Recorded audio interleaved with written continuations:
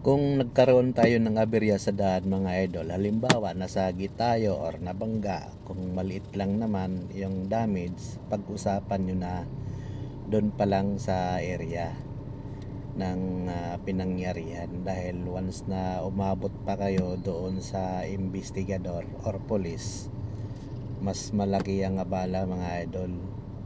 Unang una,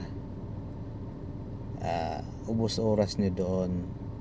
Pangalawa, gagastos ka rin. Pangatlo, ito yung pinakamasaklap sa lahat, matitikitan kayong dalawa, may kasalanan ka man o wala, dahil nga involved accident ka.